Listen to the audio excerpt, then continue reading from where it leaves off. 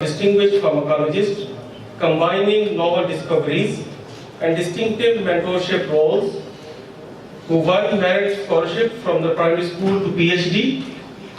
He obtained his BSc in Agriculture and MSc in Pharmacology with distinction from University of Agriculture, Faisalabad, and then his PhD from University of Sydney. He joined Al Khan University in 1986 as a lecturer and rose to full professor in 1997, where he occupied multiple leadership positions before occupying national level position of Chairman Pakistan Council for Science and Technology, and now holds the position of Vice Chancellor here at the University of Haripur.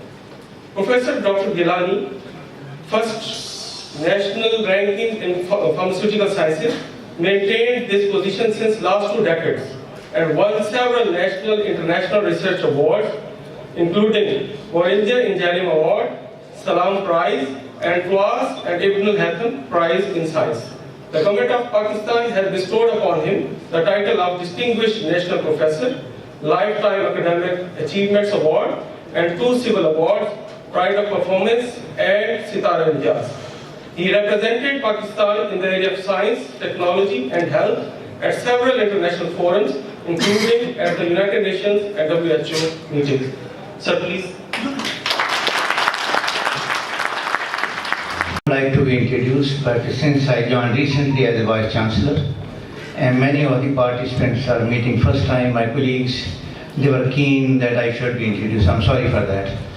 Bismillahir Rahmanir Rahim. Honorable Chief Guest, Ali Muhammad Khan Sahab, Minister of State for Parliamentary Affairs, distinguished delegates, Vice Chancellors, overseas guests, speakers, faculty, students and staff, Assalamu alaikum and good morning. On behalf of the organizers and the University of Haripur, I'd like to extend our warm welcome to all participants, particularly the Chief Guest, who kindly accepted our invitation to grace this important occasion and this conference, which is addressing agriculture and biology with focus on food security and climate change. In a country like Pakistan, which is an agro-based economy, this agriculture field is a very important one, and we will be at this conference will address all these important issues. Sir, you may not remember, but I know our interactions when I was the chairman of Pakistan Council for Science and Technology, and you were the member of Parliamentary Standing Committee, and I remember you always extend your kind support to promote science and technology, unconditional support at all levels. So that is something we will always remember, and your presence today to promote science and technology and to promote this young university, we highly appreciate your presence, sir.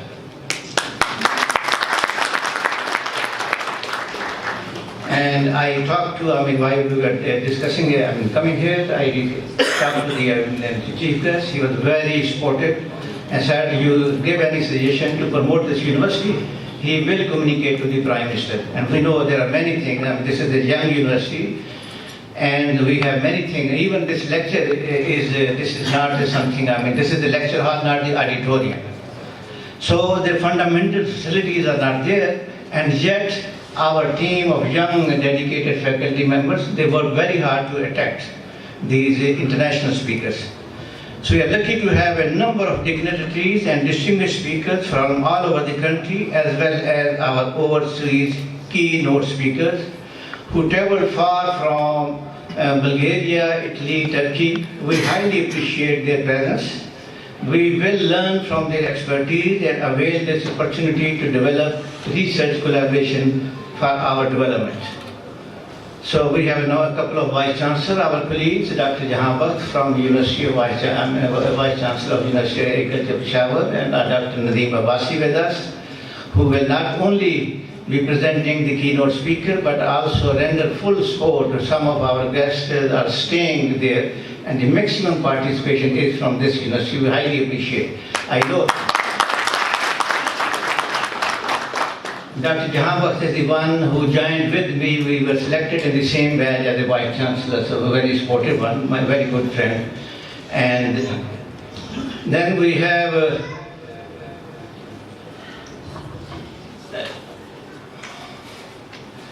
yes, university, I think it's important for me to mention the history of this university. This university emerged in 2008 as the sub-cancer of University of Hazara, and then developed into independent university in 2012. So currently it has 19 academic departments working under 2 faculties, what we call the basic and applied sciences, and faculty of social and administrative sciences. So my vision is to extend this faculties into minimum of 4. Within the next 3 years of tenure, we like to extend at least 4 faculty, if not more. So,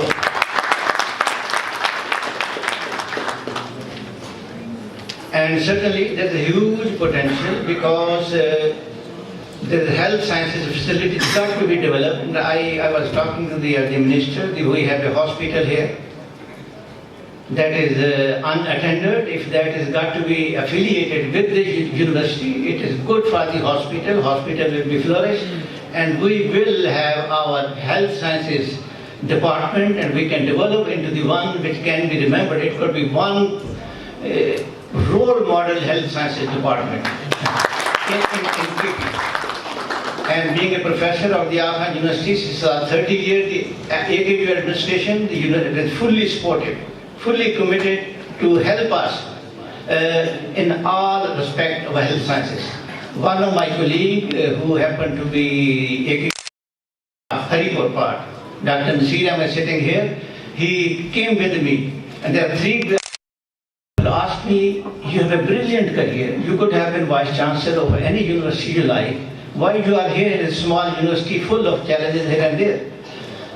But I said, this is the place where there is a young faculty member, youth faculty member, willing to change, willing to work hard, and that can be reflected from this program of today. This is a very impressive program, a conference, 4 parallel sessions spread over 3 days. This reflects how hard work is put by our young team. Majority of them, they are assistant professors. We don't only have 2 professors here at this time. So I realized this is not only fertile land for good quality of fruits and vegetables, but also Haripur happened to be somehow very fertile land, brilliant students, 3 of the faculty members, 3 of the assistant professors. Resident of Haripur are working, my colleague at the Aon University. All 3 are brilliant. My driver plus cook, brilliant, belong to this area, brilliant, intelligent, you name it. And I mean, so this is, believe me, this land is. And I have no doubt that within the 3 years of tenure, we will make this university a special one. Clear directions. So inshallah, with all this support. And this is also on top of that, this is the reason with our government, the current government, PTI government, secured highest vote bank here. Other than its geographic and geopolitical situation, which is a gateway to the north, and also surrounded by the industrial area, which is going to be very important one. The Higher Education Commission is now thinking about academic industry interaction. So this industrial area is going to be very important one, particularly we will set up the role models here. On top of that, the PTI government secured highest vote bank here, 1,65,000. So I met with Umar Ayub before I appeared for the interview. I said, I'm going to appear interview only if you are going to support me because this is your region. He said, if you selected on merit, I will render my full support. And same is with Ali Muhammad Khan Sahab. Believe me, on a short note, 3 days ago we contacted him. He was kind enough to cancel his other commitment and be with us. And not only he is with us, he is fully committed to support us.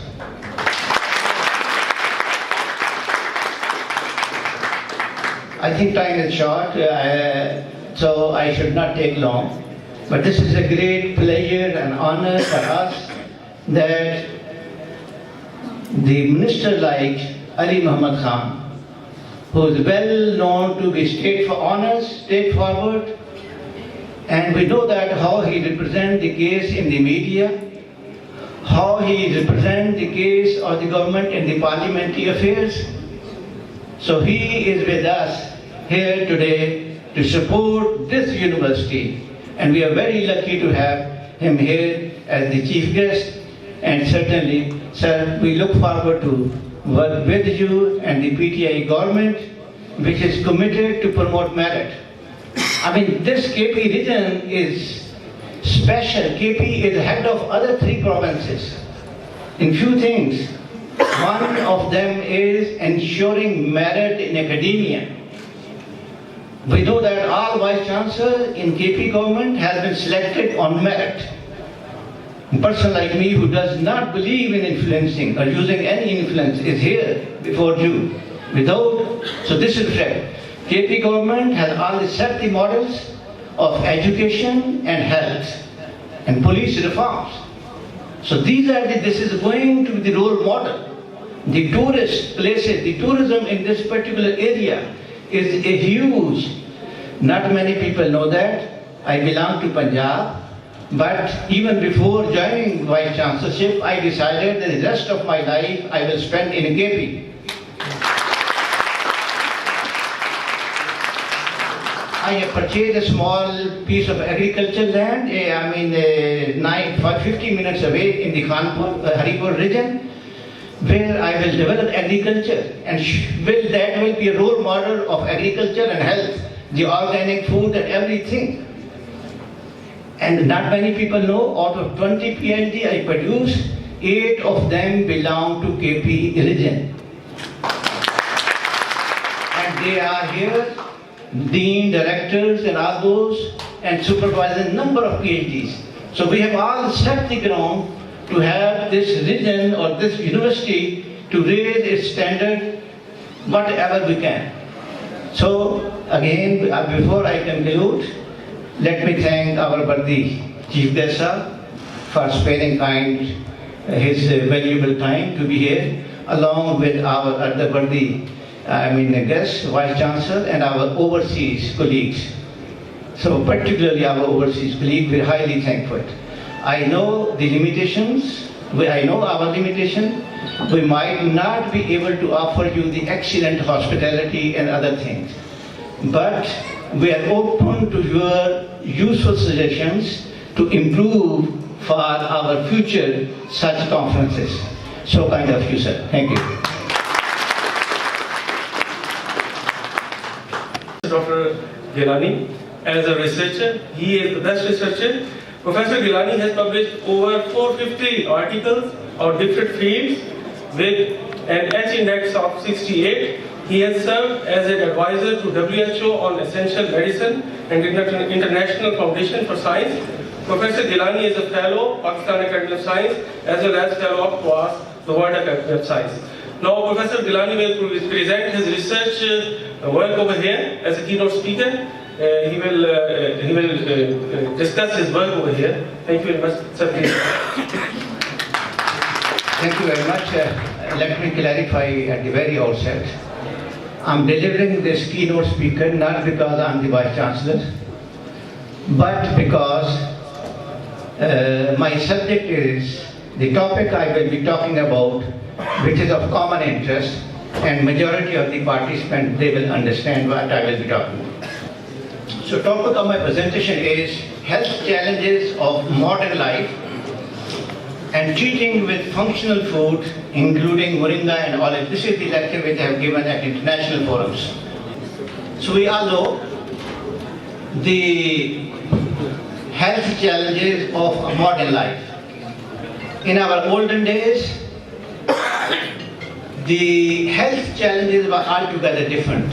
In the primitive life, the health challenges include infectious diseases was the major challenge to the humankind. So this background is the institution which I belong. This presentation was prepared when I was a professor at the Aon University a week ago. I joined only a couple of days ago. My presentation will include health challenges of modern life, role in health and global market of functional foods, and then reason behind rapid growth of the functional foods, then avenues of entrepreneurship, and I will be touching this olives and moringa, which are popular functional fruits here. So as we all know that the health challenges in the olden days used to be infectious diseases, but now there is a shift in the lifestyle and disease pattern altogether. See, this slide shows two extreme lifestyle. In the olden days, very primitive, early days of human life, when the challenge itself was how to survive. So the disease pattern was infectious diseases or deficiency diseases. But today, the disease challenges are altogether non-communicable diseases because of the sedentary lifestyle, full of stress, and this is the challenge of the modern world. The obesity and the obesity-related diseases. Now it is abundantly clear that more than 50% of the disease burden at a global level is obesity and obesity-related diseases. And you may know that from 1980 to 2012, the rate of obesity has been tripled, over 300% type increase. And same is true for these diseases and all these things. And there are number of diseases, large number of chronic diseases, be it blood pressure, hypertension, cholesterol, diabetes. These are related to this one. They are not curable. These are the diseases. Being a pharmacologist and the advisor to the WHO, I'm going to make a statement that there is no cure for these chronic diseases. What we do is take this bunch of pills for whole life that will provide symptomatic relief. So hence, the cost, when you are asked at my age, people are using bunch of pills daily for whole life. Other than cost, the side effects are miserable and the life is miserable. Look at this, the obesity level at a whole level. The subcontinent, the South Asia and the Arab world is the highest. We look at this, in the Arab world, the obesity is the highest in the world. If you go to the Far East, Malaysia, the obesity and related diabetes are highest in Malaysia. Why in the Muslim world? Look at this. And look at this food intake at a global level. Highest in recent years, the food intake, highest in the Gulf countries. Look at this is the world average. This is the industrialized country. It used to be highest a few decades ago, but now they control. And here, and developing countries. And perhaps we have not understood our religion and our prophet.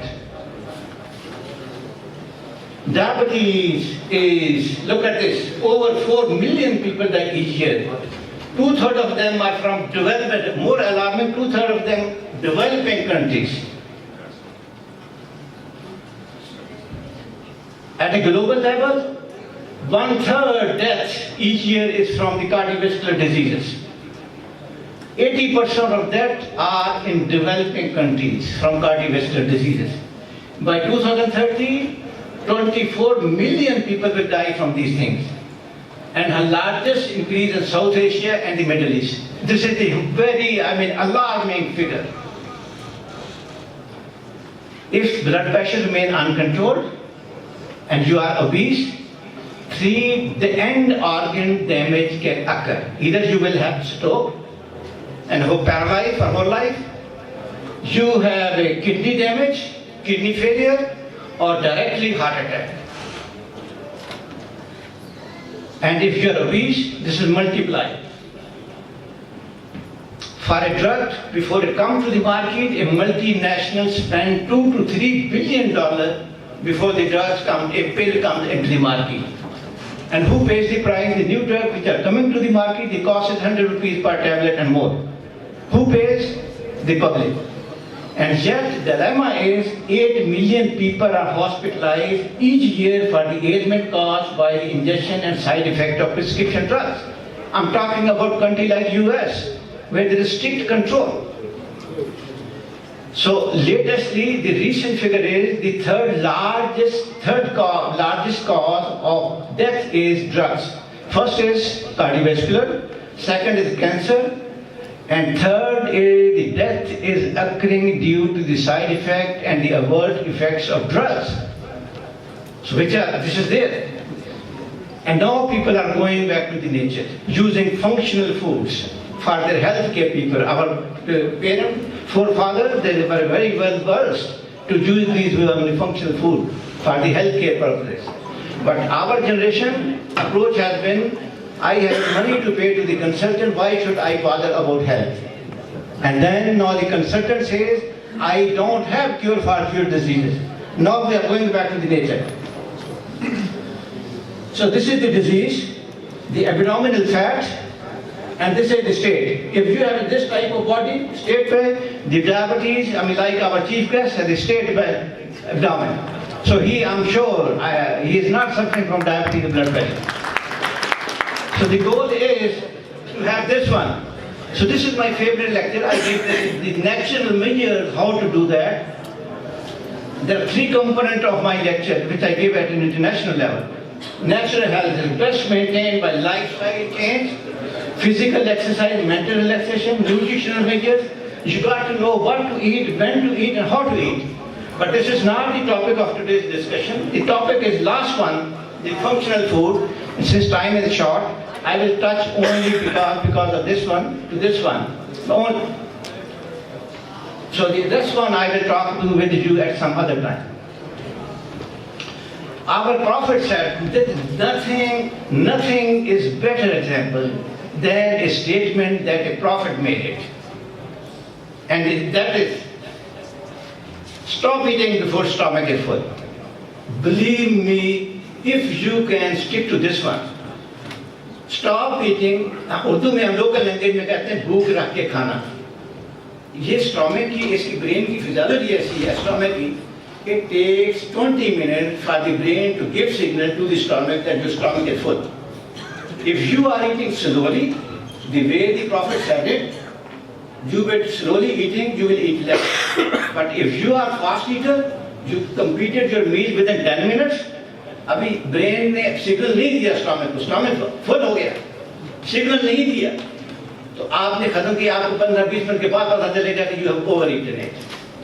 अगर वो चीज आप बर्दाश्त कर लें कि अभी भूख बाकी हो, खत्म होगा, आपको बीमारी कभी नहीं आएगी, बिस्टी कभी नहीं आएगी. So nothing is better than this example. And this is not only for Islam, each religion, be it Christianity, be it others, the fasting and many other things, eating less, particularly at my age, is something which is very important one, and this is proven scientifically. Maulana Rumi says, a habit of overeating is a slow poison as it leads to obesity, which is now considered a root cause of multiple diseases. Maulana Rumi says, anything which is more than our need is a poison. जरा अपने गौर से सोचें कि कितनी grid है हमें, कितना लालच है, कितना ओहदे का लालच है, कितनी हर चीज का पैसे का लालच है. Without realizing this is a poison. इसको गौर से सोचिए. ये टॉक्सिकोलॉजिस्ट मेरे सब्जेक्ट का वो कहता है कि all substances are poison, there is none which is not a poison. The right dose differentiate a poison and a remedy. खाना अगर कम खाएंगे तो हेल्दी है, वो भी अगर खाना अगर डेली हम जरूरत से ज्यादा लेंगे, it will act as a poison which will accumulate fat that is harmful. Now I come to the topic, the functional food. Functional food, which is today's relevance. Why we are talking about functional foods? The food has 2 components. One is the nutrition. Nutrition is meant for fuel for the daily work together. protein, carbohydrates, minerals and all those. The other component is the functional food are beyond this nutrition. They have medicinal value. Medicinal value which is there, but we don't recognize. The Hippocrates, which is considered the father of Western medicine, the medical doctor take oath, written by him. He says, let your food be your medicine. Similarly, Ibn Sina, no mention of health can be complete without mentioning Ibn Sina. He also emphasized the role of food in the medicine. This is the postal stamp. I happen to be a member of British Pharmacology Society, and the society decided to publish in a bulletin the postal stamps which project the image of old famous philosophers, scientists in health sciences. And you would be surprised to know this postal stamp published by Pakistan Post in 1966, which projects the image of Ibn Sina and herbal wealth. This postal stamp occupied first place in the series of the postal stamps published by British Pharmacology Society in its bulletin. I'm talking about a few years ago. So question is, what is special about Ibn Sina that even the whole scientific community today own him even today? He wrote many books. One of them is called Al-Qanun fil Tibb, known canon of medicine in the West. This book is encyclopedia of medicine. This book remained textbook of medicine in Europe for over 500 years. 35 editions were published, and even today, what he said is not practiced. We don't have time. I will mention only two things, but Ibn Sina I like best. He said, treat body as a whole. ये नहीं कि दिल की बीमारी है तो उसको करो, GIT की बीमारी है, no, each organ is interconnected. It has a link with each other. Treat body as a whole. Even spiritual connection and everything you got to be taken into this one. Secondly, he said, each individual is different. Two individuals suffering from same disease will not equally respond to the same medicine. अभी किसी को stress होता, किसी का blood pressure बढ़ जाता, दूसरा आदमी को स्ट्रेस आता, उसको अल्सर हो जाता। जो ठंडे मिजाज का आदमी होगा उसको स्ट्रेस होगा, अल्सर होगा। जो गर्म मिजाज का आदमी होगा, गुस्सा जिसको ज्यादा आता, उसको स्ट्रेस होगा, ब्लड प्रेशर बढ़ेगा। तो ये सारी चीजें आज की दुनिया में कॉल्ड फार्माकोजेनेटिक, तो ये उसकी चीजें हैं। That's why he is so famous. Global market of functional foods. In 2007, $300 billion is the global market. Look at this in Pakistan. Global market. हमारा कितना functional food है? The Pakistani fruits are the most delicious and highly nutritious. I have visited more than 100 overseas countries. I have not seen the taste or the quality of fruit what you ever seen in Pakistan. Size may be smaller one. So they are rich in medicinal value. Why can't we export them? In 2020, $450 billion is going to the market of functional food. Olive oil in 2020, $11 billion only of olive oil. Luckily, we have one Dr. Tariq here. He happened to be my friend.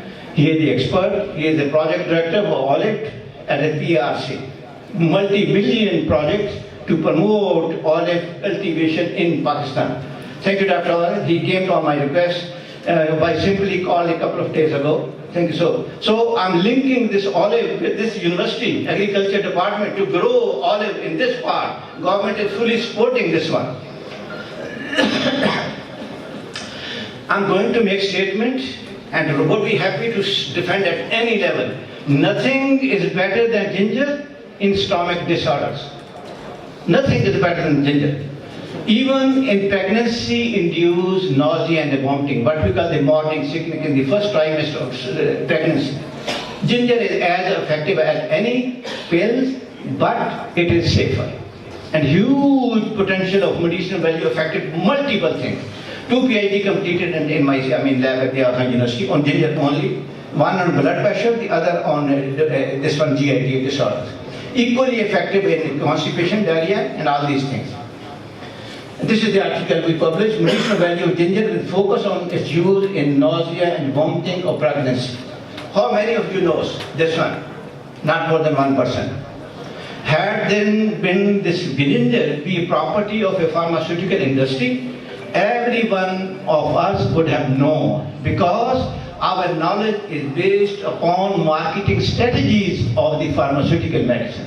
Since it does not belong to pharmaceutical medicine, it has no patent, and hence we don't know this is a useful thing. Kalonji, everyone knows. If you see the contribution of Muslim world towards the scientific global literature, not more than 2%. But if you see the scientific study on this particular Kalonji, black seed, more than 70% studies are done by Muslim scientists because of emotional link, because Prophet said this is full of medicinal value. The dark one is done studies in our lab at the Aon University, and a couple of students completed PhDs. It is effective in blood pressure, cholesterol, you name it, effective everywhere. Same is true with turmeric. You go to the net, thousands of studies, effective almost everywhere. But we done a translational study at the Aon University from lab to the clinic, showing that Kalonji, if it is done used alone at high dose, it has this one effect, triglyceride, LDL, HDL, blood glucose, and all these things effect to this one. Turmeric used alone, effective this one, and when they are combined together at lower doses, their spectrum is increased. So why they are effective everywhere? This development of this particular formulation, published internationally. So मैं इसका daily इस उम्र में पराठा करता हूँ, सुबह कलौंजी का, और उसमें कलौंजी डालता हूँ, हल्दी डालता हूँ. इस उम्र में पराठा करते नुकसान दिया, साथ ऑलिव ऑयल डालता हूँ, और believe me, this is healthy one. Almonds. आप वेबसाइट, US की वेबसाइट पे जाके देखें, there is a statement, FDA approved 1.5 ounces of almond have potential of significantly reducing cardiovascular disease. Every one of us knows that almond is useful for brain. But not many of you know that almond is equally useful for your heart. So when we study this one 1.5 ounce का मतलब ये है कि 40 grams, तकरीबन 50 almond daily खाएं तो बादाम आपके यूज होते हैं. This is huge dose. हमने सोचा कि हमारी tradition जो है, our tradition in South Asia is using 8-10 badam, 8 to 10 grams, 7 to 9 badam, but soaked overnight, peel it, and you take it, empty stomach. So only 10 almonds are enough. So then we proved that this one, a PhD student completed study at the Aon University, but we done. The Americans, they do it, they use it, almond, by putting on the salad, pizzas, muffins, and they don't get a lot, they need very high dose. हमने वो traditional तरीके से देखा, तो it needed only 10 grams of almond overnight soaking. Dose आपकी 4 गुना कम होगी अगर आपने सारी उम्र बादाम यूज करने हैं, तो अब देखिए 4 गुना कम होगी अगर आप रात को ओवरनाइट सो करें, जैसे हम ट्रेडिशनल तरीके से यूज करते हैं. ये जो स्टडी थी अमेरिका का जर्नल है, American journal of nutrition, top level का न्यूट्रिशन का जर्नल, उसके फ्रंट पेज पे ये स्टडी जो है ये पब्लिश हुई. अमेरिकन रेडियो ने मेरा इसके इंटरव्यू जो है वो पब्लिक उसको इंटरव्यू पब्लिश किया. 10 grams of almond a day keeps the heart specialist away. फिर इसका क्लिनिकल ट्रायल हमने किया. तो ये पहली स्टडीज हैं जो नॉवल है, मतलब अपना इसके अपना क्लिनिकल ट्रायल हुआ इसके ऊपर कि with small dose is enough, it improves your heart, lipid profile सारे वैल्यूज को करेक्ट करता है. एक HDL होता है जिसको हम यूजफुल कोलेस्ट्रॉल करते हैं, उसके लिए दवाएं अब हमारे पास अवेलेबल नहीं. एलमंड उसको भी इंप्रूव करता है. This is something special. ये नॉवेल्टी थी स्टडी की. और इसके अलावा फिर हमने कहा कि भी our market is flooded with American elements. Are these good, better than ours? We compared our local variety, the American varieties, both were equal, there was no supremacy, and we made a case why our markets are flooded with American elements. Why can't our promote our own varieties of almond?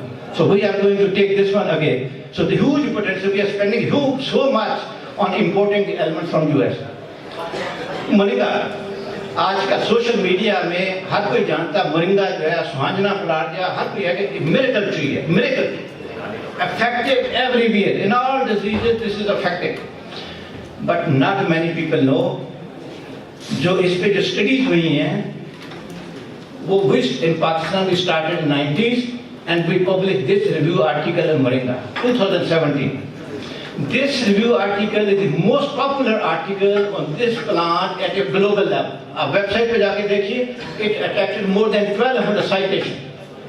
So after publishing this article on Moringa, number of products are there. This is the article we have published. This one, most popular article on this one, Moringa. And after publishing this one, number of products are in the market at a global level. Effective everywhere. आप इसके एक चमचा daily ले लें, it will prevent your heart, blood pressure, cholesterol, diabetes and everything.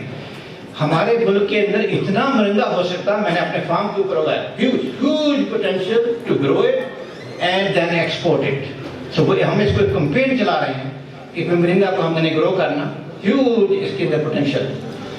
Olives की मैं बात कर रहा हूँ, कुरान के अंदर olives 7 times mentioned in Quran, 7 times olives. इस वक्त दुनिया में 5 continents में over 74 countries olive is now used. Italy got the second number in olive production. 24% of olive produced in Italy, 37 in Spain. Yet Italy is importing. 1/4 of world production is in Italy, yet it is importing. मतलब use is huge in Italy. और उसके बाद it's not surprising the lifespan of Italy is longer than any other European countries. This is the surah and a tree olive that springs forth from Mount Sinai that grows oil and it is a relish for the eaters. Surah Al-Mu'minun. The hadith says, use olive oil in your food as well as for your hair and skin, for it comes from a blessed tree. Now it is abundantly clear the diet, which is rich in olive. The Mediterranean diet is inversely proportional to the cardiovascular diseases. ये global level पे prove हो गया. What is special in it? Olive के अंदर बहुत सारी चीजें हैं.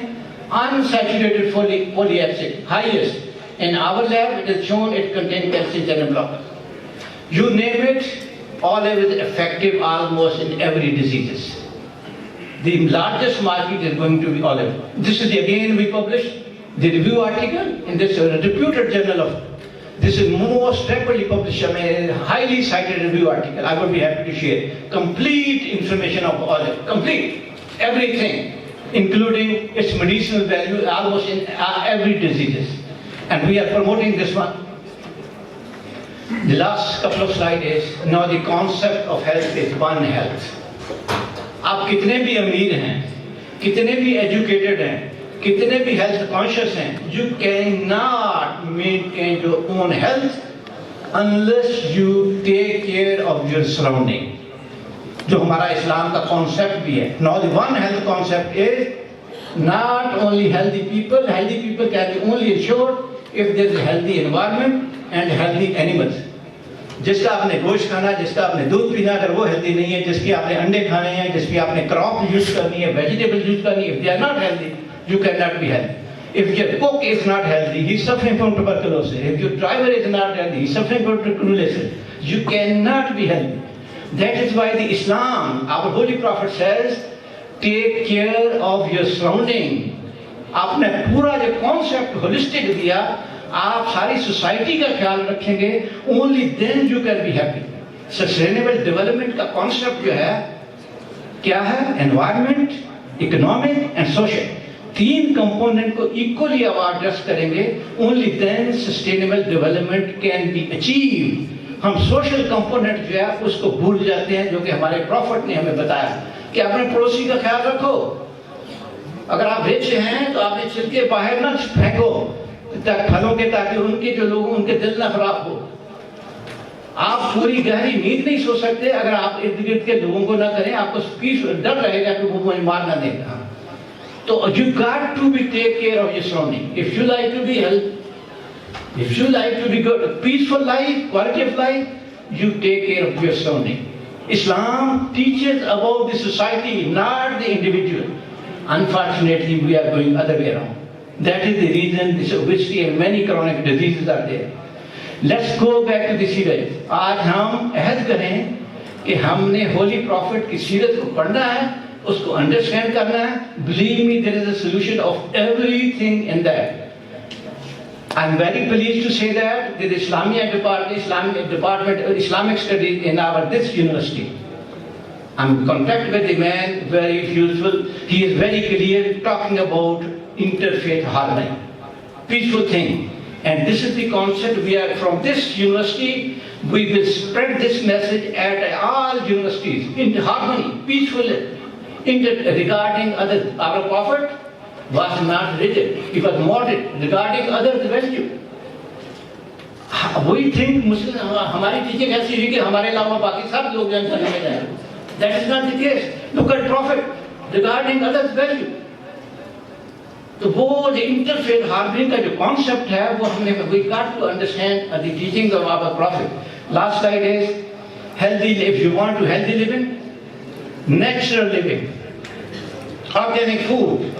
आज की recent research ने साबित किया the eggs coming from these farmers, they contain more cholesterol compared to this one. आज से 10 साल पहले एक मेरा दोस्त कार्डियोलॉजिस्ट कहता है अंडा ना खाया करो, don't take egg, this is harmful for you. मैं कहता नो, आज की रिसर्च ने साबित की है कि एग ये एग जो है ये हार्मफुल हो सकते हैं क्योंकि इसके अंदर look at the living condition they live in, crowded due to stress, their body का स्टीरॉयड लेवल जो बढ़ जाता है. ये चिकन का गोश्त ज्यादा खाएंगे या ये अंडे ज्यादा खाएंगे, बच्चे उनके अंदर प्यूबर्टी ज्यादा आ जाएगी, बहुत सारी डिजीजेस उसकी वजह से आ रही है. लेकिन देसी मुर्गी का जो कॉन्सेप्ट है ये दिस इज हेल्दी. मैं 2 अंडे डेली खाता हूँ इस वक्त डेली इस उम्र में, बट देसी मुर्गी के ये जो कॉन्सेप्ट इमरान खान ने दिया हम लोगों को समझ नहीं आई. ये देसी मुर्गियां पाल के देख लें.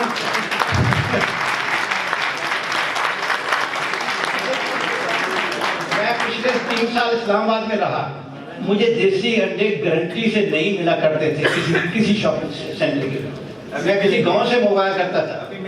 ठीक है, मैं बात कर रहा हूँ कि this is the huge market. तो इसको हर कोई अपने घर में भी ग्रो कर सकता है. मैं इथियोपिया में रहा हूँ 2 साल, वर्ल्ड बैंक के प्रोजेक्ट. बिलीव मी, देश ये स्कीम उन्होंने वहां पे ऐसी चलाई कि वो हर घर में मुर्गियां रखी और पीपल वर सपोर्टिंग देयर अपना किचन फ्रॉम दिस. तो thank you very much.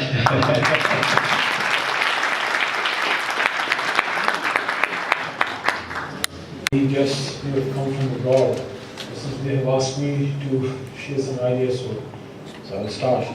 أعوذ بالله من الشيطان الرجيم. بسم الله الرحمن الرحيم. إن الله وملائكته يصلون على النبي يا أيها الذين آمنوا صلوا عليه وسلموا تسليما. اللهم صل وسلم وبارك على سيدنا محمد رسول الله صلى الله عليه وسلم. هو الله الذي لا إله إلا هو عالم الغيب والشهادة هو الرحمن الرحيم.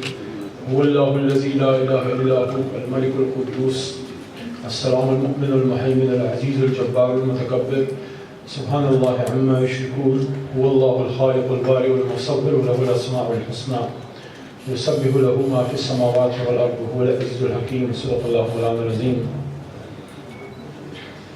I would start with the saying of the Holy Prophet Muhammad sallallahu alaihi wasallam that seek knowledge from cradle to the grave. माँ की गोद से कब्र की लहद तक आप इल्म जो है वो हासिल करें. I will talk trilingually. I will talk in English for the benefit of my worthy guests. But if I am stuck, I'll switch over to Urdu. Urdu में फंस गया फिर पश्तो की तरफ चला जाऊँगा. How many of you understand Pashto? First of all, let me hold on. Well, first of all, I would like to thank Honorable VC Saab for inviting me, since I myself still consider myself a student, which one should, because if you want to grow in life, you should always try to learn something, always take notes, always try to learn something from anyone, and I have learned many things from people, especially after joining the field of politics. I've learned many things from my predecessors, the seniors. So I would recommend my sisters and brothers, students sitting here, my daughters and sons, that always keep a small handbook, notebook with you, a pen with you all the time, because I've seen that sometimes a great brilliant idea would come to you out of nowhere. It's a blessing of Allah, because basically ilm is concerned with, it's in one of his names, out of 100 names, 99 names of Allah, one of the name of Allah is Alim. He is the all-knowing. सबसे ज़्यादा इल्म है अल्लाह ताला के पास. And Hakim, the all-wise. So knowledge is something which is an attribute of the Creator, ultimate Creator. We call him Allah, or what we guessly call him God, but everybody knows that there is an ultimate Creator. And knowledge is something which basically demarcates a man from other things, may that be animals or may that be plants or anything else. As it was being taught to us in the Holy Quran, that what is the thing which separates, which gives a priority or an edge to a human being upon angels, because if your parameter is the way you obey your God, your Creator, or the amount of worship which you do, so we can't compete with the angels. As it has been taught to us in our holy book and in our religion, from the learned scholars we have learned that there are angels who have been prostrated since when they have been created millions of years ago. They are in that same position. जब से पैदा हुए हैं वो रुकू में हैं, जब से पैदा हुए सजदे में. So what is the thing that separates us from and gives us an edge and make a Homo sapien a human being is knowledge.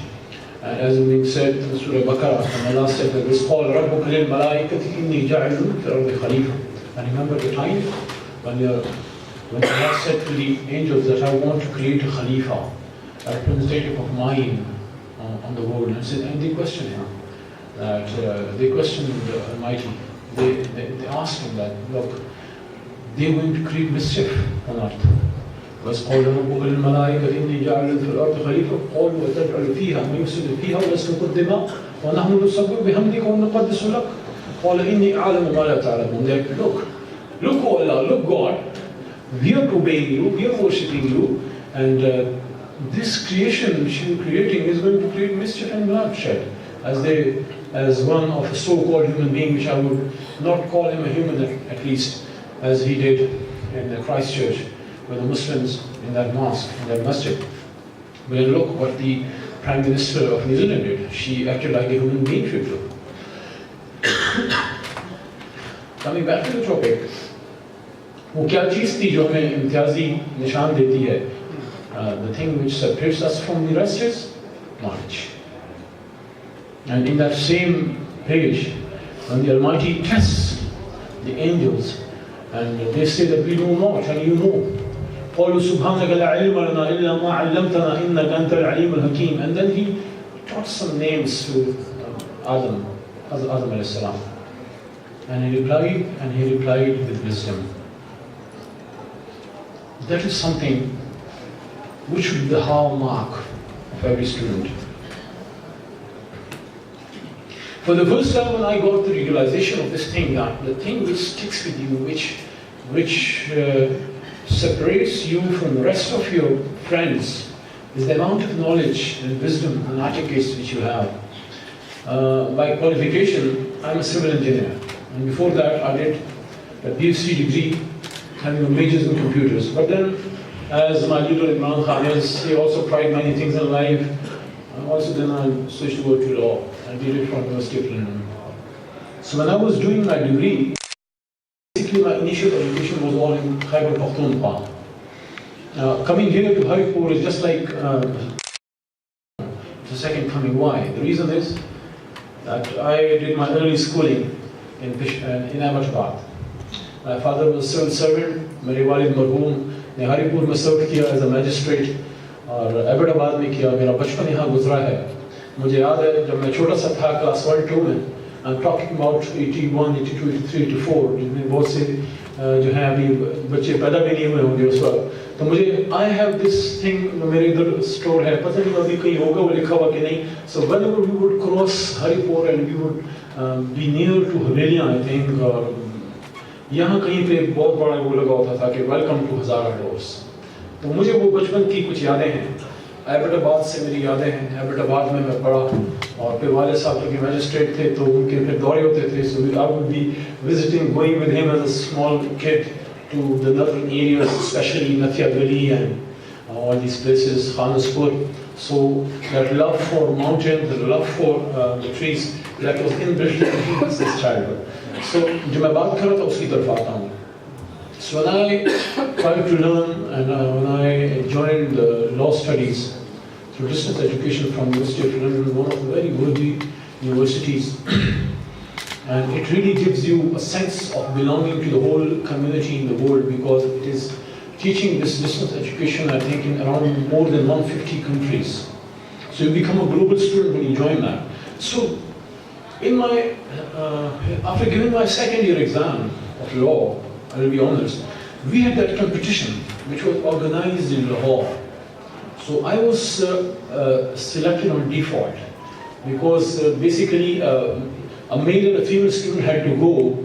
So by some reason there was no female student available at that time, and I was selected to replace her. So I don't know, I don't think I resemble any femaleness in me. Anyhow, I got that chance. They said there's no female available, so let's send two guys to represent the university from Islamabad in Lahore. So I got selected by default. Then Allah made me perform well there. I reached to the finals. There I realized something. I had that realization that people know me in my province, in my area. Some would be my friends, some would be recognizing me because of my grandfather, because he was a famous politician. Lord Mission Nigar, he served for Pakistan, in Pakistan moved to work with Jinnah. But how many of people would be knowing my late grandfather who died like 20, 30 odd years ago? Probably very less. The feeling which I got, जो मुझे एहसास हुआ ये था, the worthy guests probably don't know, but we have this famous place which separates the province of Khyber Pakhtunkhwa and the province of Punjab. It is called Attock.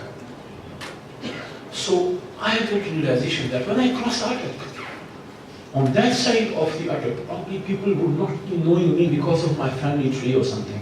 They would only recognize me, they would give me love and respect if I have something inbuilt in me. If I have some quality, if I have some knowledge, if I have something to share with people, that will create a bonding between me and you. तो आपको ये कहना चाहता हूँ कि आपकी पहचान आपका अपना आप होना चाहिए.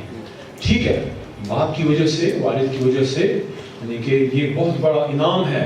It's a great blessing of Allah to be bestowed with such loving creatures like a mother and a father, because no one can replace your mom and dad.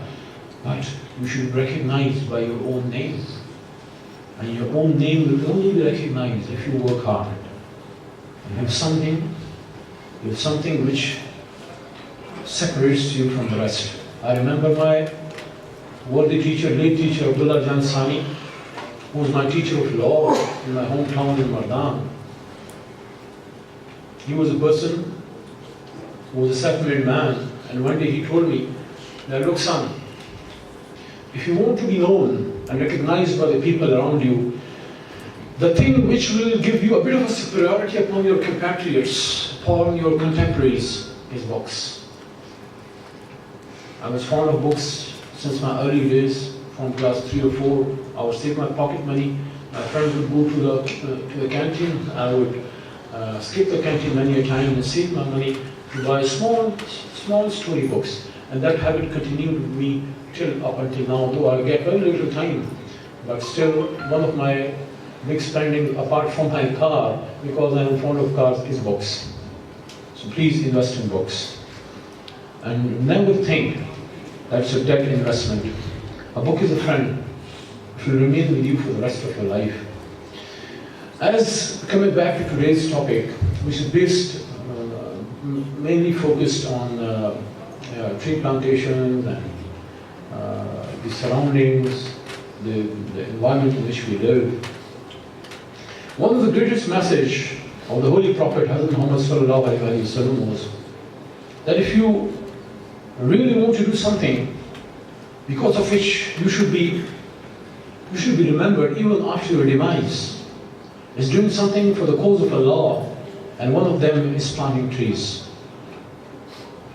which are basically lungs of the planet Earth.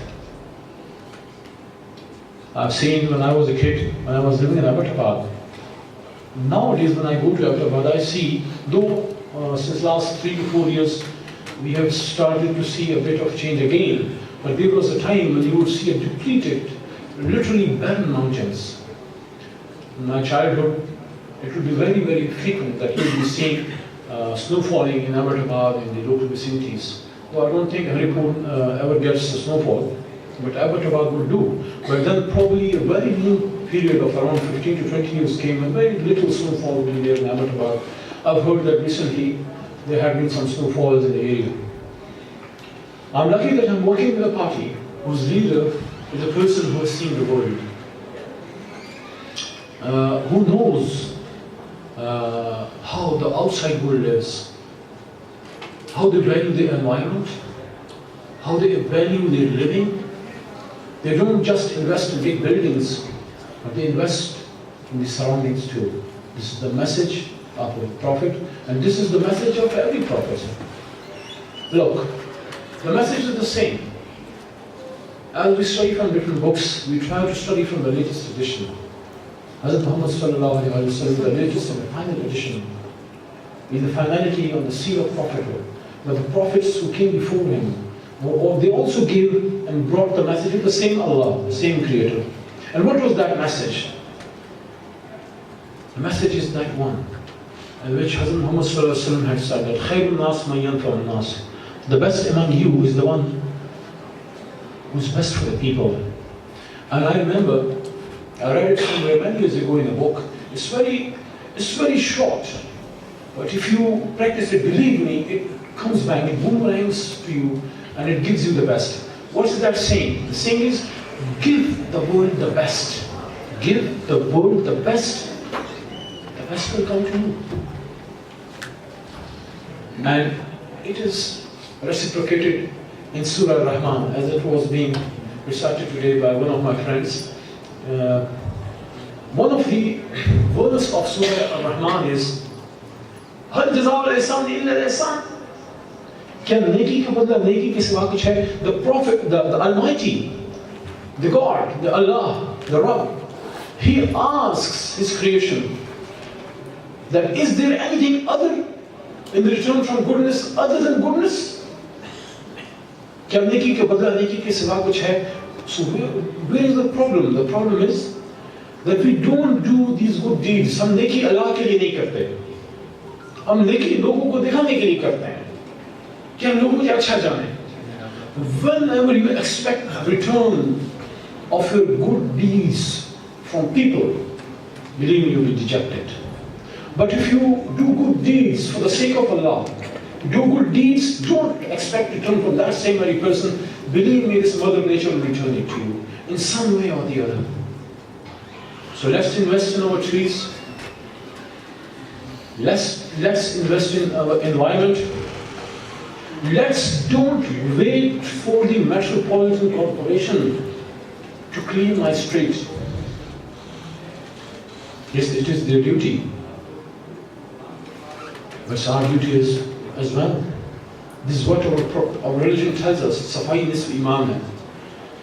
मुझे तो नहीं याद, मैंने कभी नहीं किया.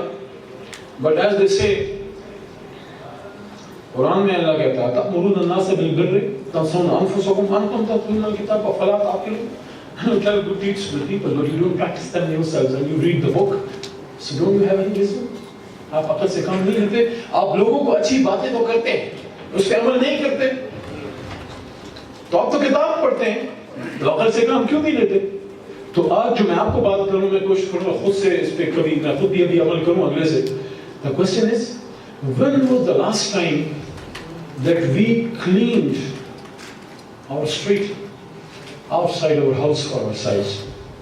When was the last time when our mother was cleaning our house?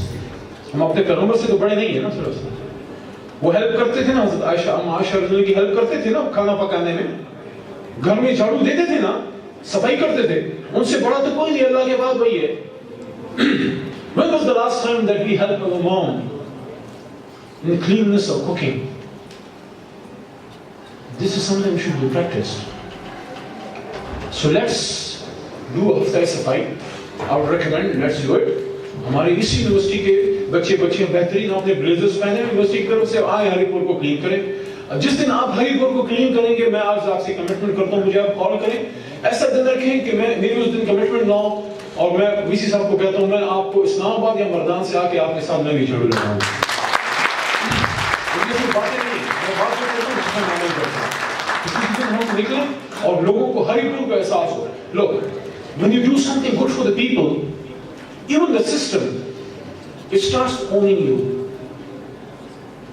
जब Haripur university का बच्चा अपने वीसी साहब की कमान में निकलेगा और हरिपुर की गलियां साफ करेगा या इधर कोई और आप प्लांटेशन करेंगे, आप प्लांटेशन का भी ड्राइव रखें, क्लीननेस का भी रखें, दो रखें, दोनों के लिए होगा तो क्या होगा। और उमर भाई से मैंने राब्ता किया।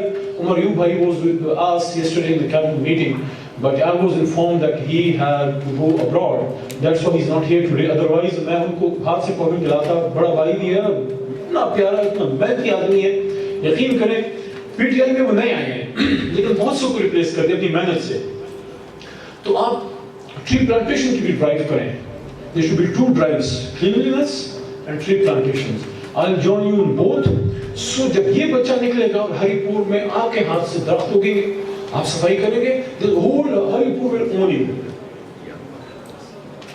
यहाँ का दुकानदार, यहाँ का टायर पंक्चर ठीक करने वाला, यहाँ का चाय वाला, यहाँ का बार्बर का shop, they will own you. I read this book many years ago. It was by Robert Gates, The Duty. क्या यार वो खूबसूरत बुक थी। In that book, he talks about when he was being invited as an advisor. He worked as a Secretary of Defense, I think, by White House. So he used to be a chancellor or vice chancellor sort of person in some university, and he talks about the environment of the university, and he talks about the amount of anguish which he had, and he got confused. And what should I do? Should I join the White House as a very close aide to the President of US, or should I continue my endeavors in my university? And he said that I got double-minded. This is the amount of honor and respect which the West has given to its teachers. और हमें अपने से सवाल करना चाहिए कि हमने क्या किया?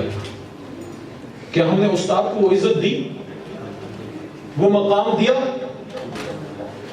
When I was in my first year, I was in pre-engineering. I had those desires to join civil service, to join Pak Army. Yes, I had that love for Pak Army from my childhood because one of my uncles, he fought for Pakistan in East Pakistan. I wanted to become a good lawyer just to stand for the people against oppression. And then I joined politics because Imran Khan wanted to correct Pakistan, and I thought that the guy whom I love from my childhood, let's join hands with him in making Pakistan the Pakistan which was the vision of Jinnah. But I don't think ever in my 43 years of life, very rarely would have thought and imagined that I want to become a teacher. Yes, in those very few years when I graduated from engineering university and I was looking for a job, so I thought that maybe teaching is a good job. It will be good. I'll be doing my MS in structural engineering or water resource or something or town planning, and I'll be getting paid. So I'll be on job and studying as well. But did I aspire to become a teacher? Did any one of you aspire to become a teacher? Probably very few of you. Why? This is the reason that the Muslim Ummah is lagging behind. In biology, in algebra, in chemistry, in maths, anything, you name it and you have it. The foundation is laid by our ancestors thousands of years ago. Maybe 1200 years ago, 1300 years ago, 1000 years ago, 900 years ago. But what happened in the midst? What happened is this, that we lost the message. And what was the message? I will conclude in the next 5 minutes. So don't waste much of your precious time, because I was very interested to listen to these worthy guests who have come. Anything which has ever impressed me in life is not somebody's car, not somebody's beauty, or though sometimes it's had, not somebody's beauty or wealth. yes, wisdom in education. So I welcome you to Pakistan. These wise people who have come here, I would have loved to have heard you. So let's come back to that point which I wanted to elaborate. What was the first message which came to upon the final prophet, Muhammad Sallallahu Alaihi Wasallam, was Iqra. If you don't recite this one kalma, that is La ilaha illallah Muhammad Rasulullah, you would not even be considered as a Muslim. To become a Muslim, you have to say La ilaha illallah Muhammad Rasulullah. That is, there is nobody else but Allah to be worshipped, and Muhammad Sallallahu Alaihi Wasallam is his final prophet. But this, even this was not the first message which came upon his holy heart. What was the message? It was Iqra, par, Iqra bismi rabbika allazi khalaq. और ये वो message है मेरे भाइयों और बहनों जो हम यार भूल गए. हम जिंदगी की दौड़ में कोई कहता मैं डीसी बनूंगा, कोई कहता मैं फौज में जनरल बनूंगा, कोई मैं जज बनूंगा, कोई कहता यार कोई मैं ये बनूंगा. उस्ताद, और उस्ताद को जो मुझे सबसे बेहतरीन चीज याद आती है वो है अशफाक अहमद साहब के जाविया में वो बात जिसमें वो कहा जाता है कि a teacher in the court and the whole court stands. किस किसने पढ़ा है?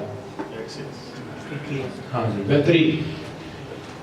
There was this famous writer in Pakistan who was one of my most loved writers whom I have always cherished reading, late Ashfaq Ahmed Saab. He was a famous writer, a famous drama writer. He was a person who was a wise guy. So he narrates in his book that once he went to in Italy, in Rome University used to teach Urdu. So he said that when I came fresh from Pakistan to Italy, so I had those habits which we Pakistanis have, which we should not have. But he said, as we don't care for the traffic rules much. We stop when we see the constable. When the constable is not around, we just look around and give a first gear and we shoot up. So he says that I did the same there somewhere. So I got a traffic ticket. So I just got the ticket out of a wiper of my car. I tore it to pieces and I said, go to hell.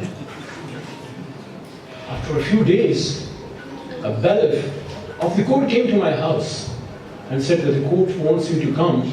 And since you have been issued a ticket, you have not appeared, so I have come myself to remind you that this is the date on which you have to appear in the court. So he said that there was this landlady in whose house I was living, and he bade me goodbye to my car. He took me to my car, opened the door for me, and I thought that what the heck? I'm a teacher. So then I realized that why the West, they have moved forward so much. They have acknowledged knowledge. They have given the true place of teacher in the society. So this is something which we should do, on which Imran Khan has a great focus. I've seen that university which he has established in Namal near Miyawali, and I hope we create many Namals.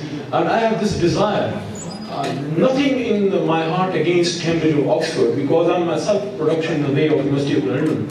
But I have this desire that we should create universities, we should be comparable with Oxford and Cambridge and Harvard and Berkeley. And when in 2013, one of my famous speeches which I did for the first time, Imran Khan sitting behind me in my hometown, was this, that I have this desire that one day we create universities of such highest level that people, students, kids, our brothers and sisters from Harvard and Cambridge would skip their universities and come to Pakistan for the same education. And this is possible, my brothers and sisters. Inshallah, my government and I, we want to invest in education. In the last 5 years, in Khyber Pakhtunkhwa, when we had the government for the first time, the biggest investment which was done by Imran Khan's PTI government under the chief ministership of Mr. Pervez Khattak was education. I would be a very miser person if I don't acknowledge Mr. Muhammad Atif, who was our education minister of Khyber Pakhtunkhwa, who did miracles for the education department there. I hope the present government, the incumbent Minister of Education, continues and the high standards of which Muhammad Atif stood. And I'm very lucky that we have our Federal Minister for Education, who is himself a very learned person, who was a CSP at the time, who is always an admirer of education and teaching and teachers, Mr. Shafkat Mahmood Sahab, who is a great supporter of education. So I want to assure Honorable VC Sahab, aapko, the thing which you have mentioned to me, that there is this jail surrounding our university, so it's better to shift that jail away. Jail is not a good place to be surrounded with. तो उसको कहीं और shift करके तो jail का area अपने साथ शामिल कर लेंगे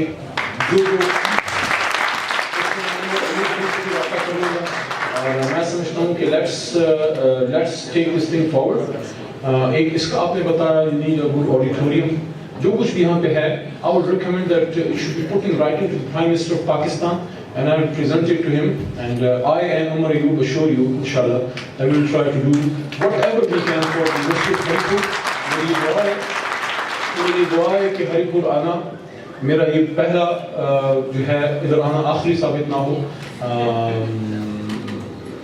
यूनिवर्सिटीज़ को मैं अपने मोर्चे समझता हूँ. यूनिवर्सिटी जिस जगह कोई यूनिवर्सिटी हो मुझे लगता है उधर मेरा घर है या मस्जिद या यूनिवर्सिटी, क्योंकि मैं खुद तालिब इल्म हूँ और मुझे जब टिकट का कुछ ज़माने में मसला हुआ, कोई मसला था, लेकिन मैं खुश हूँ कि मेरा लीडर मेरे साथ खड़ा रहा. मेरे दिल में ये था कि अगर मुझे टिकट ना मिला, इलेक्शन नहीं लड़ा, तो मैं पार्टी के साथ रहूँगा, सपोर्ट करूँगा. सिर्फ ये करूँगा कि जो मेरी वकालत का है, जो मेरा प्रोफेशन है, मैं अपना ऑफिस दोबारा इस्टेब्लिश करके वहाँ इल्म के जरिए. तो याद रखिए, आपके वालिद और वालिदा साहबा एक वक्त तक आपके साथ हैं, आपके दोस्त आपके साथ हैं. ये जो आपके दोस्त हैं, as it is being said by Khalil Gibran, that it is the common object which binds the people together. When that common object is achieved, people disperse. When I look back in hindsight, since 1996 to 2001, I was in Engineering University Peshawar. Before that in my college. After that University of London. Where are those friends? मेरे वो दोस्त कहाँ गए? हाँ दिखा दे एक तस्वीर फिर सुबह शाम दौड़ पीछे की तरफ एक गर्दिश अयाम. कहाँ है वो? एक जो दोस्त मेरे साथ रह गया, या अल्लाह मेरे साथ है, और या जो थोड़ा बहुत इल्म है, ये आपके साथ रहेगा. ये आपकी तलवार है, ये आपकी ताकत है. ये इल्म जो है ये दुनिया में आपको मुमताज करेगा. इल्म जो है, इल्म एक सतर है, इल्म एक पर्दा है, इल्म एक ढाल है. इल्म दुनिया में जिंदगी गुजारने का बेहतरीन हथियार है, और इल्म वो रास्ता है जो आपको अपने रब से जोड़ता है. बहुत शुक्रिया. Pakistan. First of all, I want to thank you to organizers and to say that I'm very, very happy to be here with you. So my presentation, I will try to be in a hurry for lunch. My presentation is agronomic benefits of intercropping pasture systems. Because I'm coming from so far, I will give you some few information about my country, Bulgaria. Some geographical and climatic characteristics, a few of them. So it's situated in the southeast part of Europe. Our neighbor is Turkey, Greece, Romania. We have 4 seasons. Of course, on the north part is more cold as compared to south. Annual rainfall is approximately 600 millimeters. We have very strong drought during the summer and cold winter, as we can see. Date for the previous year, approximately 70% of our land is under plough. Managed agricultural area is a little more than 5 million hectares. We have 3 main crops, wheat, sunflower and maize. You can see the area of these crops.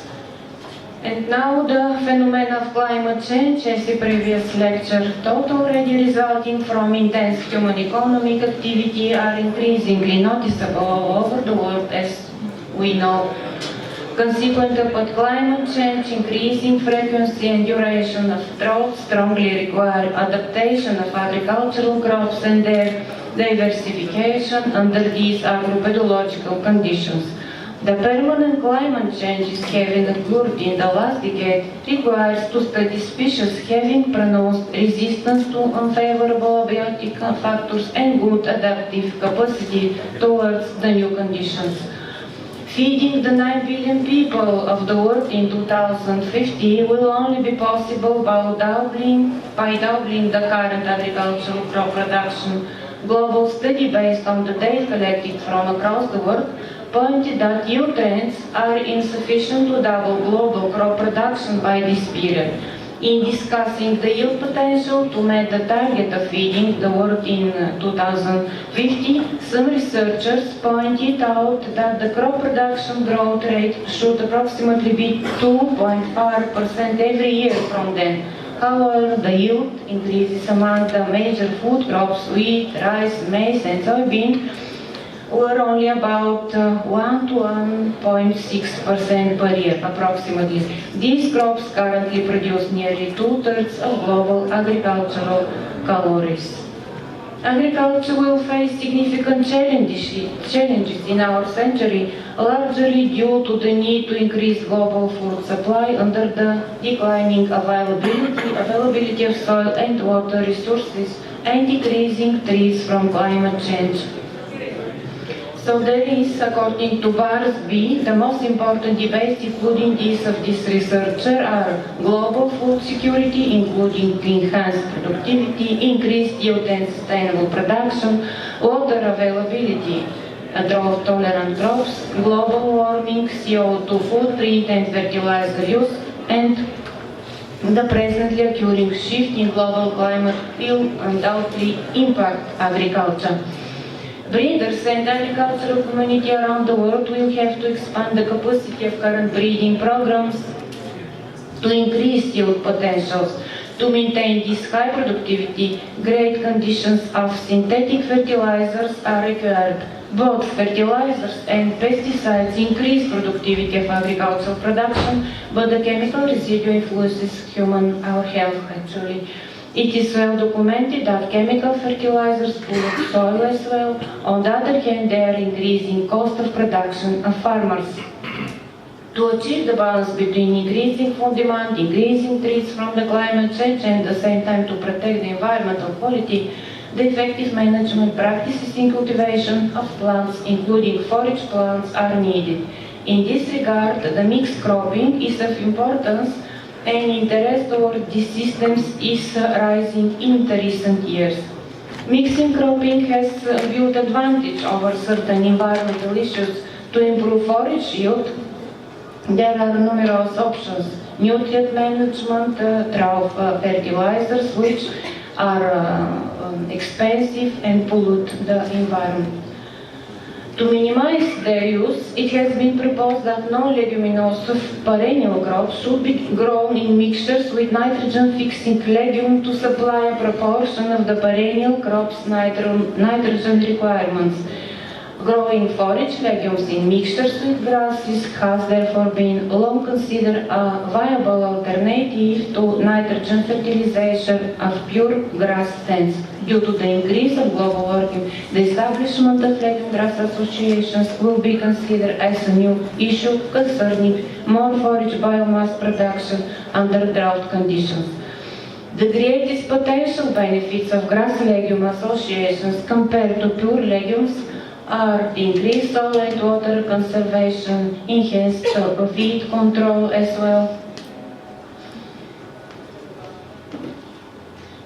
reduced risk of total stand loss due to the thinning of legume stands, and not in the least place, blood protection for animals grazing exclusively legumes.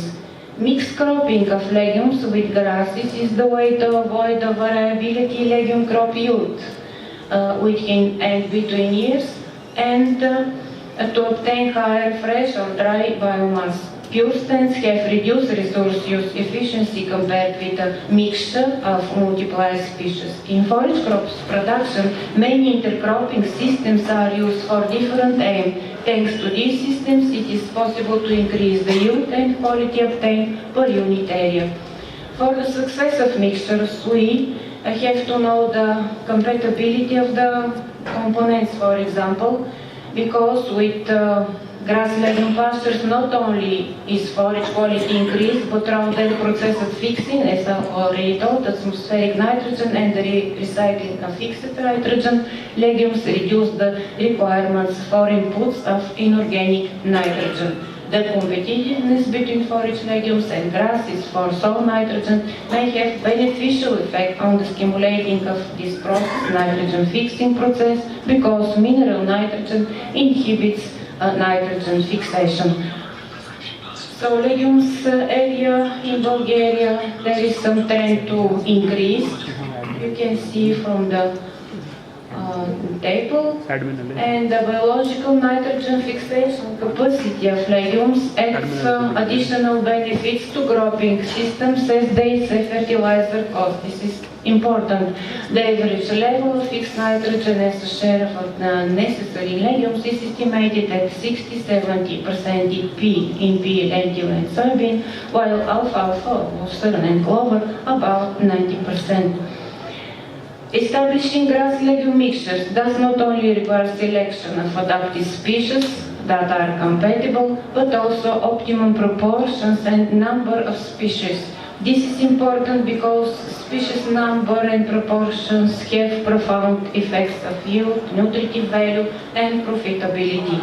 For example, sainfoin and birdsfoot trefoil are resistant to the alfalfa weevil, not bloating, high yielding and high nutritive value perennial forages that have a potential as alternatives to other crops, for example, to alfalfa. Forage legumes are commonly grown with grasses in a mixture because of their both ability to increase the herbage yield and to produce forage with more balanced nutrition for livestock feeding. This is important too.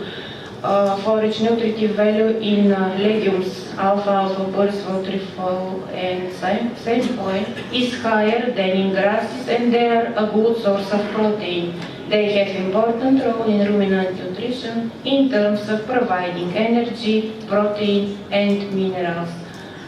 One of the benefits of cultivation of legume and grasses in mixtures compared to monocultures is the potential for obtaining forage with balanced chemical composition, high energy and protein nutritive value for better absorption by animals. The forage quality depends on many factors, including the choice of suitable components. Alfalfa, commonly called queen of feed, is a universal forage crop suitable for feeding animals as green forage or hay, silage and dehydrate preparation. It produces more protein per unit area compared to other legumes, has a high nutritive value and is an excellent forage for ruminants. It is one of the most important forage legume species in my country and in Europe, and considered as the crop with the greatest contribution to achievement of sustainable agriculture. This crop is grown in pure and in mixtures with grasses. For example, the most popular mixture for ruminants in Bulgaria is alfalfa and coxfoot in 1:1 ratio. And this mixture is widely used in the practice, the forage biomass of which is of high quality. Forage biomass from mixtures of alfalfa with coxfoot had generally higher forage quality than that of mixtures of alfalfa with other grass, for example with tall fescue.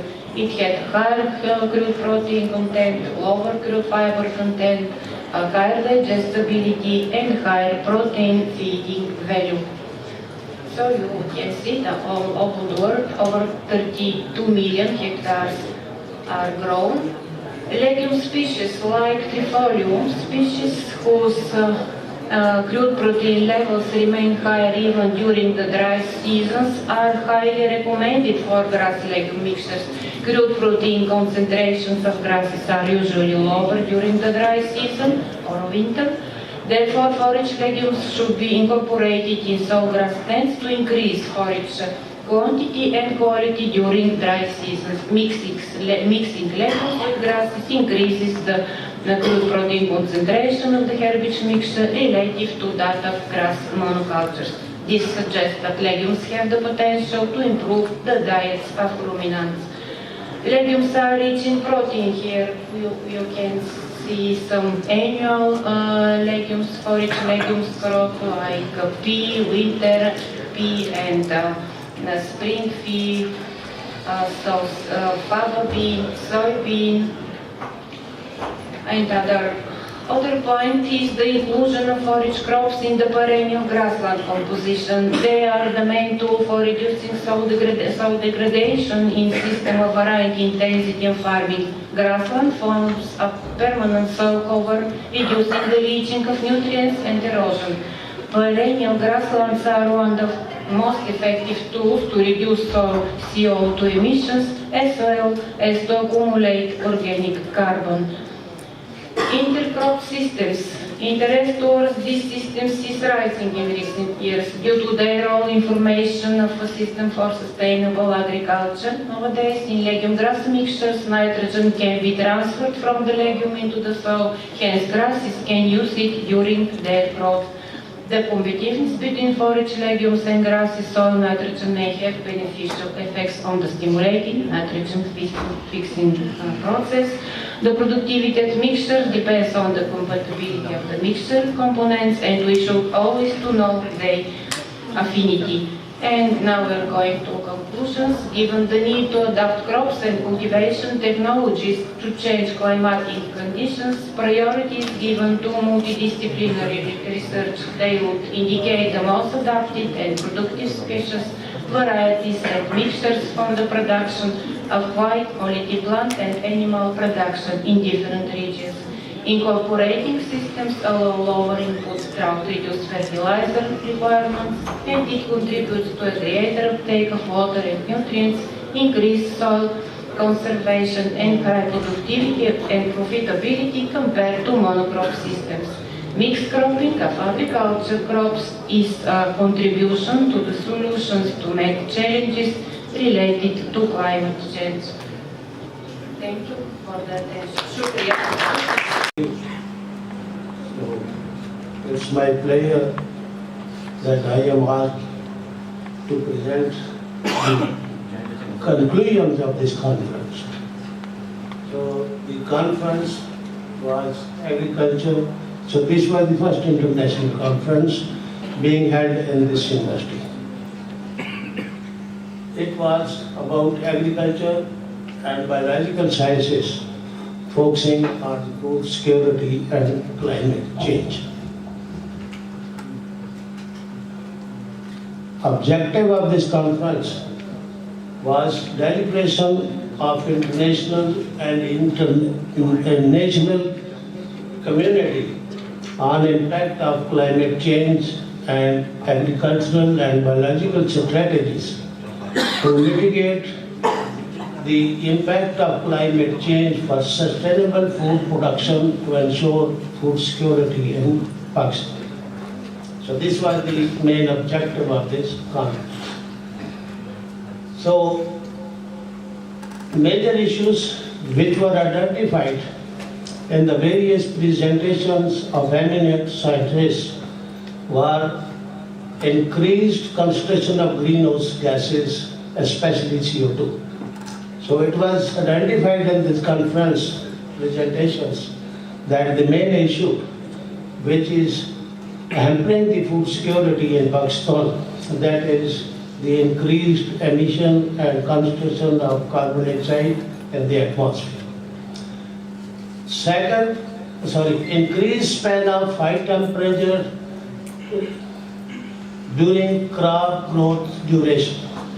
So because of the climate change and increased carbon dioxide concentration, the span of high temperature during the crop growth period has been increased.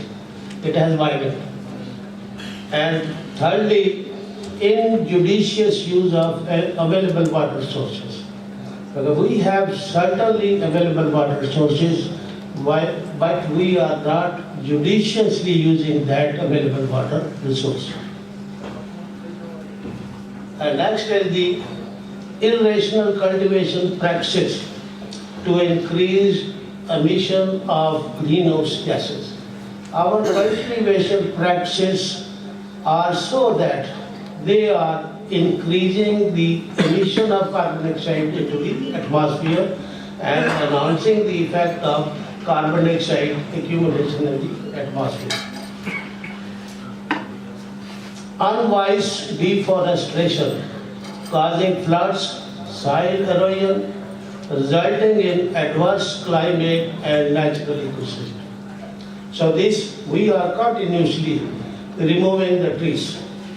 And in addition to this, the housing expansion is also at the cost of trees.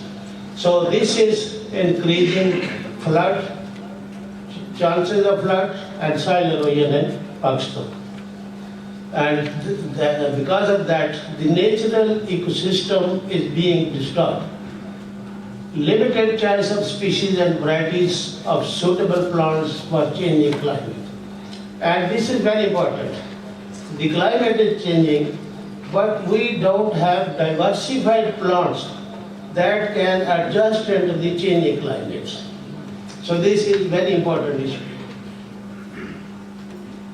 So recommendations which we conclude from the presentations in this conference are intensive and extensive research strategies to identify the atmospheric gases decreasing concomitantly with increase in greenhouse gases.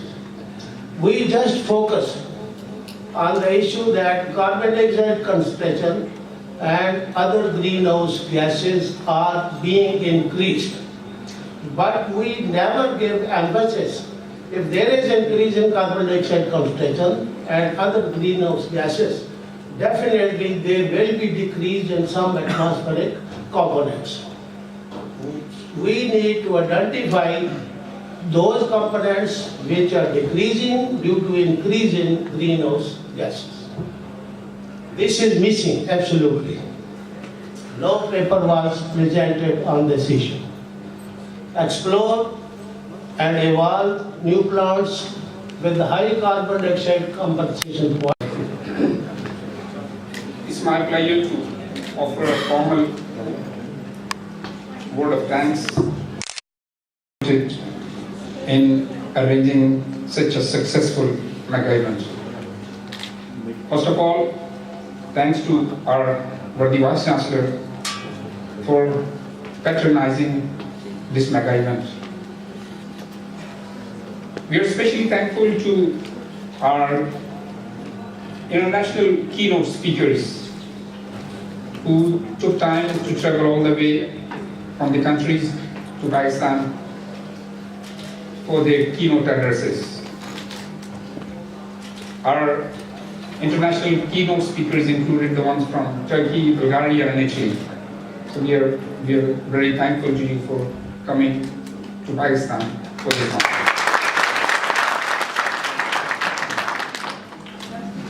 Apart from that, our national keynote speakers from Arid Agriculture University Peshawar, Agriculture University Peshawar, NIRC Islamabad, Bahauddin Zakri University Multan, Muhammad Nawaz Sharif University of Agriculture Multan, Department of Agriculture Quetta, Department of Agriculture Punjab, Karakoram University Gilgit.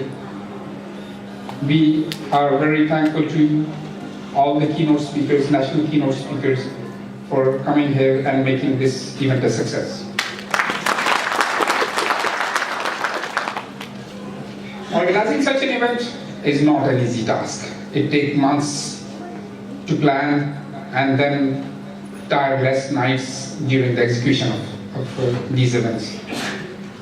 I congratulate and appreciate the efforts of the chief organizer of this event, Dr. Abdul Qayyum, along with Dr. Ayaz, Dr. Basim, Dr. Muqasim Billah, and Mr. Ziaur Rahman, with the help of our colleagues from Microbiology Department,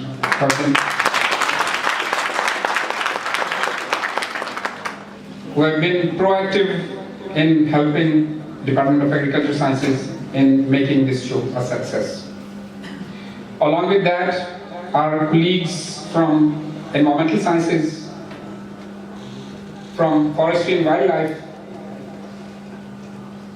and the student society, Star Society, and students of agriculture, microbiology and forestry, who worked very hard for the successful execution of this conference. Thanks to administration, especially Major Iqbal Saab, Registrar Office, headed by Dr. Shiraz, Directorate of IT, who worked very hard for arranging this mega event. The people who sponsored this event provided financial assistance. We offer our thanks to them, including Higher Education Commission, Pakistan, PSF Islamabad, Fuji Fertilizer Company, Fatma Group, Shizan International, Tops Juices, Musaji and Sons, and Links Enterprises.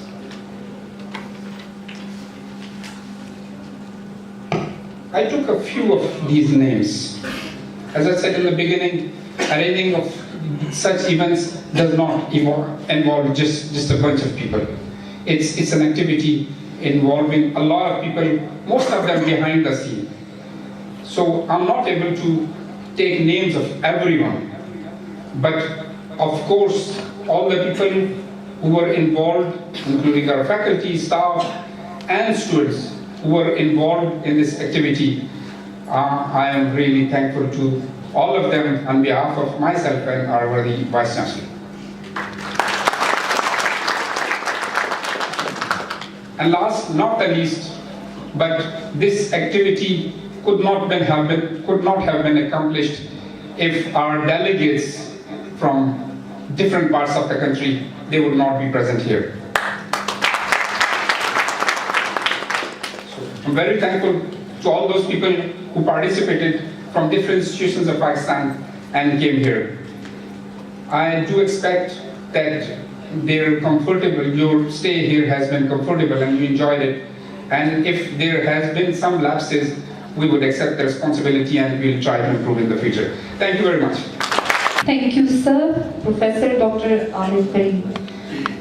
We have some special gifts for our international resource persons to distribute and hand over these gifts. I would like to invite Dr. Abdul Qayyum, Chief Organizer of the conference, and Dr. Sobia Nisa, Head Department of Microbiology, to hand over these gifts to our honorable guests. Players already mentioned by our Pro Vice Chancellor, but I like to start with the students, the participants. We have high level of speakers from all over the world, but if there are no participants, the high level of speakers their job will not be effective. So without the level of participation or the students, all this job would have not been possible. I mean, I have seen the conferences, toward the end, the attendance is usually thin. But this is, I can see that there's no seats available. So people are sitting at the end, this reflects.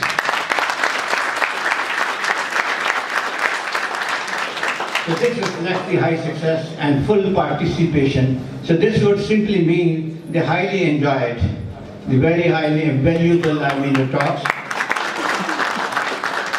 And of course our foreign guest speakers, we are highly thankful. On behalf of the university, my team, organizers, administration, we are highly thankful for your coming far from the distance and making this event colorful. People enjoyed it, benefited it, and let's hope this is the beginning of a very fruitful and a long journey. Thank you very much for coming. Of course, this event, the very important topic, what we call the agriculture and biology. And incidentally, the strength of this university, I am outside, just a few days ago, I seen on the website that these two departments are the strengths of this, of this university agriculture. They are full faculty, and similarly biology department very effective. And this is normally in different conferences held at the universities. The conference is held by one department. But this was a unique conference which was shared, hosted, jointly worked by different departments, agriculture, biology, environment, forestry, horticulture, you name it, almost everyone was involved. So that was the beauty of this conference, the teamwork. The teamwork that they have demonstrated in this conference, that reflects the strength of this university, the youth, their caliber, their dedication and potential. So that I'm clearly very happy to be leader of this university. And there's a huge potential, to grow. And of course our administration, other colleagues, everyone, it's difficult to thank. But certainly this conference, and let's hope this is the beginning of the series of the conference. We have already planned the next one and a few more. So there's huge, enthusiasm in our young people. So certainly we are delighted, and our vice provost, our dean, other faculty member staff highly appreciated the effort. So kind of you. Thank you very much.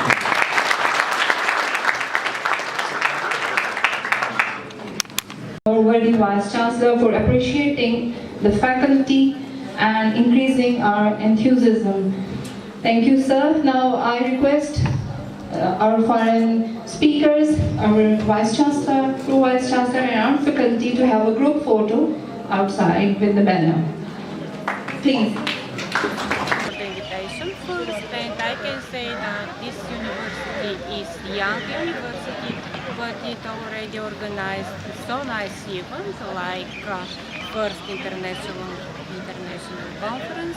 I'm very thankful and can wish more success in the future. I'm sure in that. Thank you. Please, one picture with my baby in the tree. Okay. Yeah, I am so happy that I am here in the Haripur University. I saw that very enjoyable place. There's even in Young University, they are all student, academician, vice chancellor. So it's the friendly, and then we are so happy here to be there to contribute this international level. So it is very green area, and we like it in Haripur. It is. I hope we come again, and there is I am sure that they will contribute a lot in the science in Pakistan to develop well.